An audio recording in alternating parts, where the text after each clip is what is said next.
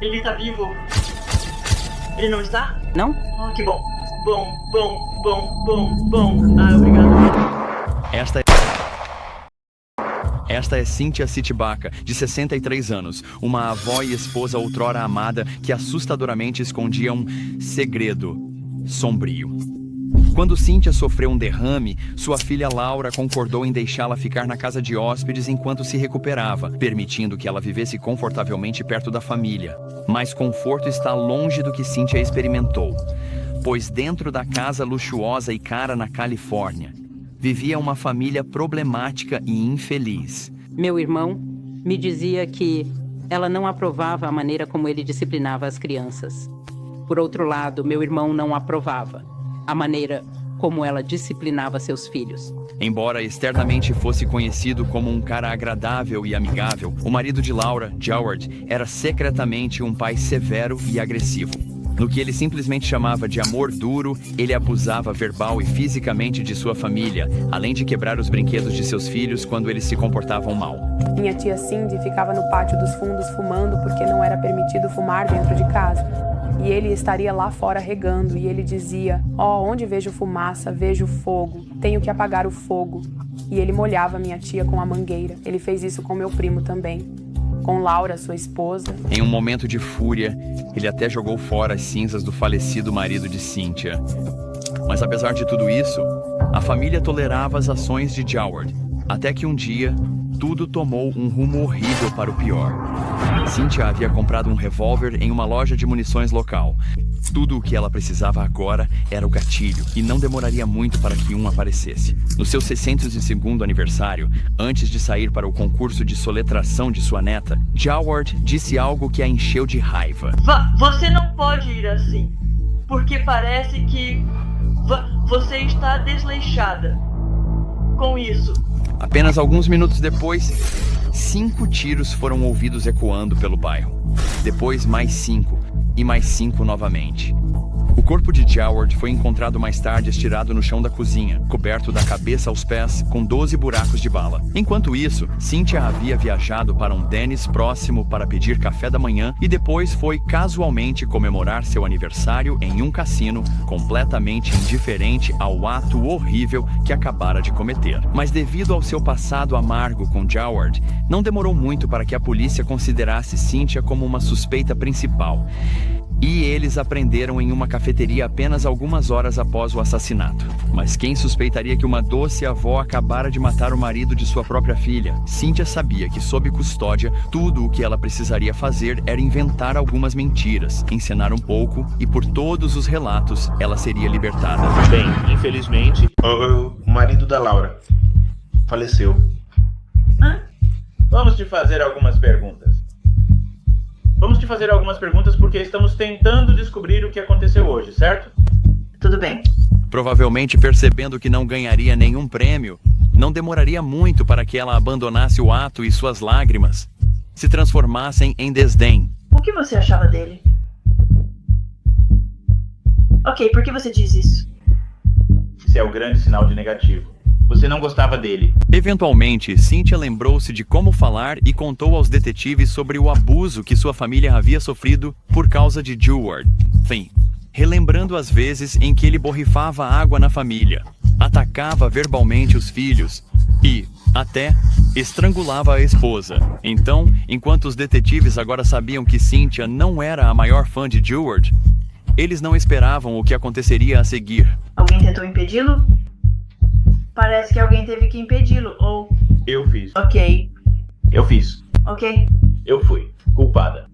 Bem, alguém tinha que pará-lo. Eu fiz. Ok, tá tudo bem. Ele está morto? Você me diga. Deve estar morto. Acha que ele está morto? Espero que sim. A admissão quase instantânea de culpa de Cynthia foi seguida, quase imediatamente, por um relato arrepiante dos eventos horríveis. Então você pegou sua arma da bolsa e o que aconteceu depois? Fui e atirei nele. Não foi suficiente. Depois de disparar todos os 5 tiros daquele revólver, ela escolheu ir até o carro e recarregar mais 5 balas na arma. Ela voltou para o quintal e encontrou a vítima, sangrando e rastejando, tentando escapar. E naquele momento ela disparou mais 5 tiros No corpo dele, ela ainda não tinha terminado. Ela ainda escolheu ir até o carro, carregar mais 5 balas. Ela sacou aquele revólver e disparou mais 5 tiros, até que a vítima estivesse finalmente morta. Também foi revelado mais tarde que, apenas algumas semanas antes do evento, Cynthia havia viajado para um estande de tiro local para ter aulas de tiro com a mesma arma que comprou para matar Jill Ward. Outro sinal óbvio de que o assassinato foi planejado e premeditado. Mas assassinatos premeditados geralmente são cometidos em um estado de pura raiva, onde o assassino está determinado que sua vítima deve estar morta no final. Muito raramente são feitos com esse nível de indiferença. Você verificou se ele estava sangrando? Eu não me importei. E parecia que ela realmente não se importava, pois, é claro, após o assassinato, ela saiu para aproveitar seu aniversário com café da manhã, jogos de azar e café. Cynthia também não mostrou nenhum remorso, quando perguntada se ela se sentia mal pelo que fez. Você não se sente mal por isso? Não. Você faria isso de novo? A família de Cynthia foi levada para se despedir pela última vez, e foi ali que eles realmente perceberam que estavam vivendo um pesadelo que ninguém jamais poderia imaginar experimentar. Oh, Deus! Por que você teve que fazer isso? Eu quis. Oh, não! Através da agonia estridente e incontrolável de Laura, Cynthia senta-se ali, nada além de satisfeita com o que fez. Uma avó assassina, a sangue frio e sem remorso. E enquanto sua neta foi chamada para se despedir pela última vez, Cynthia foi mostrada a verdadeira extensão do caos que causou a esta família, pois ela se recusou até mesmo a entrar na sala. Oh, minha querida.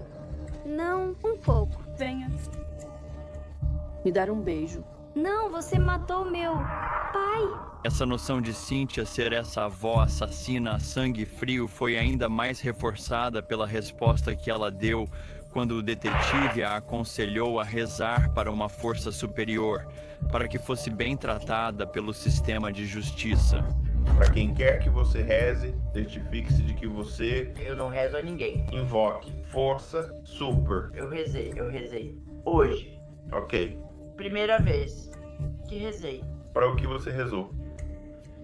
Espero que ele morra. Oh, rapaz. 3 anos após o tiroteio de Jaward Eustáquio, o julgamento de Cynthia Sedebaka começou. Embora fosse obviamente evidente que Cynthia realmente havia matado Jaward, as principais questões que o julgamento visava explorar eram: o assassinato foi premeditado e foi justificável? O caso contra a premeditação era relativamente fácil de desmentir. Lembre-se, Cynthia havia comprado a arma usada no assassinato apenas algumas semanas antes, e ela até visitou um estande de tiro para aprimorar suas habilidades e garantir que o assassinato fosse realizado rapidamente. Também não ajudou que, nesta interrogatório, Cynthia tenha dito isso. 13 anos eu queria ir atrás dele. Estou devastado. Mas a ideia de que o homicídio fosse justificável era um pouco mais difícil de argumentar. Cynthia havia alegado que Jaward era um abusador, tanto verbal quanto fisicamente. Na verdade, a defesa tinha até a esposa de Jaward, Laura, do seu lado. Ela tentou argumentar que ele realmente era abusivo e que poderia ser desculpável que, em um ato de paixão ou raiva, Cynthia tivesse disparado a arma para proteger sua família desse homem que supostamente a estava destruindo de dentro para fora. Mas, é claro, a extraordinária gravação do interrogatório foi novamente citada para desmantelar o caso, e algumas semanas depois, uma decisão foi tomada. Fixar o grau disso como assassinato em primeiro grau. Isso é uma tragédia. Eu amo minha mãe, eu amava Jaward. Não há vitória aqui. Não para ninguém. É apenas uma tristeza completa. Cynthia Sedebaka foi condenada a 50 anos de prisão. Aos 65 anos, isso significava que ela viveria o resto de sua vida atrás das grades. e seria forçada a conviver com o peso de suas ações sobre seus ombros até o dia de sua morte.